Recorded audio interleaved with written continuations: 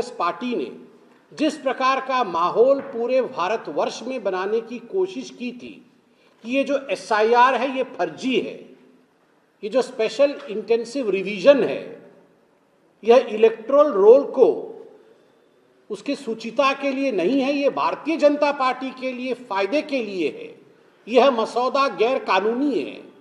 इस प्रकार से पूरे देश में एक नैरेटिव बनाने की कोशिश ममता बनर्जी ने किया था।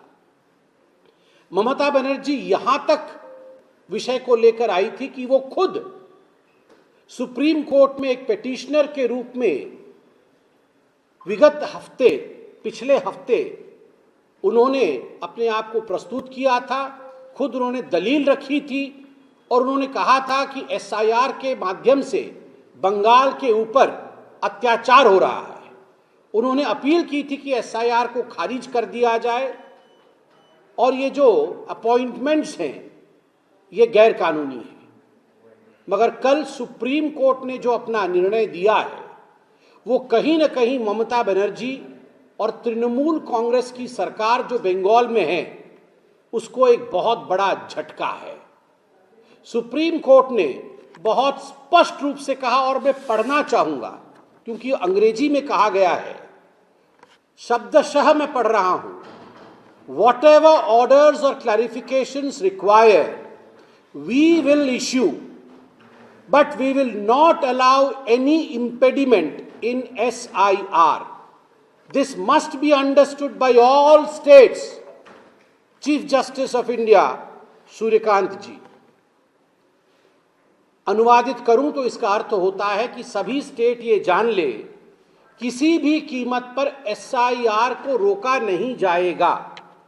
अगर एसआईआर को लेकर किसी प्रकार के क्लैरिफिकेशन की आवश्यकता है तो वो क्लैरिफिकेशन सुप्रीम कोर्ट करेगी, मगर एसआईआर को गलत कहना, एसआईआर को गैर लोकतांत्रिक कहना ये नहीं है। नो इम्पेडिमेंट, इसे किसी भी कीमत पर रोका नहीं जाएगा। झटका नंबर 1 ममता बनर्जी को जोर से लगता है क्योंकि ममता बनर्जी एसआईआर नहीं चाहती थी। दूसरा विषय है माइक्रो ऑब्जर्वर का और ईआरओस का। जो इलेक्टोरल रजिस्ट्रेशन ऑफिसर्स थे उनके अपॉइंटमेंट को लेकर ममता बनर्जी का कहना था कि हमारे पास इतने अधिकारी नहीं हैं, हम नहीं दे सकते हैं अधिकारी।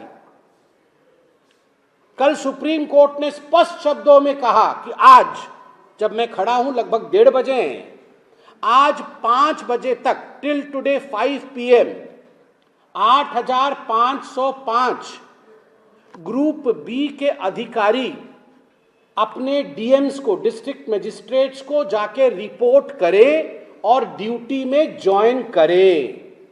अर्थात एक तरह से ममता बनर्जी को झटका लगा है कि जो ममता बनर्जी कह रही थी कि हम ऑफिसर नहीं दे सकते हैं, अब वो सूची लेकर जमा कर रही हैं और 8505 ऑफिसर अब नियुक्त किए जाएंगे। सुप्रीम कोर्ट ने भी कह दिया कि देख लो भैया, ये जो ऑफिसर नियुक्त किए जा रहे हैं ये राजनैतिक रूप से काम न करे, राज्य सरकार इनको भड़का करके कोई काम नहीं करे।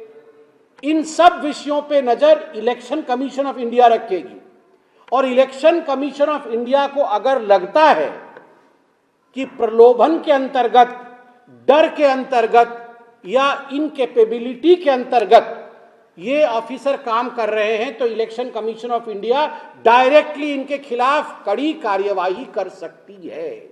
तो ममता बनर्जी जो ऑफिसर्स को डराने धमकाने का काम कर रही थी या सोच रही थी वो भी नहीं हो सकता है। तीसरा विषय माइक्रो ऑब्जर्वर्स को लेकर बड़े स्पष्ट रूप से सुप्रीम कोर्ट ने कहा माइक्रो ऑब्जर्वर्स रहेंगे।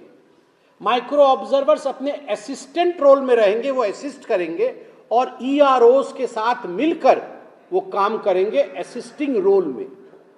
चौथा सबसे बड़ा विषय है, सुप्रीम कोर्ट ने कहा कि ये जो फॉर्म नंबर 7 होता था ऑब्जेक्शन का, ऑब्जेक्शन मतलब क्या होता है, मतलब ममता बनर्जी की टीएमसी के किसी विधायक ने 20 लोगों का कि इनको आप वोटर कार्ड में जोड़ो एक फॉर्म दिया।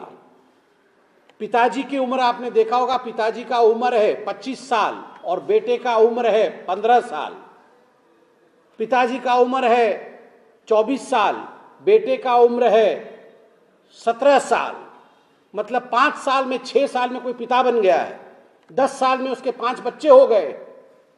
तो ये सारी जो खामियाजा थी उसके खिलाफ जो जागरूक नागरिक हैं, अवेयर सिटीजन्स, उन्होंने ऑब्जेक्शंस दिया। ये कैसे हो सकता है, पिता का उम्र 25 साल, बेटे का उम्र 15 साल, 16 साल, ये संभव नहीं है, तो इसको इलेक्टरल रोल से हटाया जाए। ये फॉर्म 7 में दिया जाता है। जब फॉर्म 7 में ये दिया गया तो ममता बनर्जी ने बुला के अपने सभी नेताओं को कहा जला दो, फॉर्म 7 जला दो। ऐसे ऐसे गड्ढी बना के फॉर्म 7 को जला दिया गया था। चकुलिया याद करिए, फरक्का वीडियो का याद करिए कहानी, यहां सब फॉर्म 7 जलाए गए थे। सुप्रीम कोर्ट ने संज्ञान में लिया और कहा कि खबरदार, फॉर्म 7 की सुनवाई होगी, स्टैट्यूटरी तरीके से सुनवाई होगी। अगर जिसने कंप्लेंट किया है, कंप्लेनेंट उपस्थित भी नहीं होता है तो भी उस कागज का महत्व है। उस कागज में अगर कंप्लेंट किया गया है तो सुनवाई करना नहीं चलेगा, सुनवाई करनी पड़ेगी। और अंत में सुप्रीम कोर्ट ने डीजी पुलिस, वेस्ट बंगाल के डीजी पुलिस को कहा है कि आप हिंसा रोकने में नाकाम है, इसलिए आपको हम शो कॉज करते हैं। डीजी पुलिस को शो कॉज किया गया है और कहा गया है पर्सनल एफिडेविट सबमिट करिए, पर्सनल एफिडेविट, कि आप हिंसा रोकने में क्यों नाकाम है। तो ये केवल डीजी पुलिस को एक तरह से शो कॉज नहीं हुआ है, ममता बनर्जी को शोकेस किया है सुप्रीम कोर्ट ने कल कि आप वायलेंस रोकने में अक्षम हैं।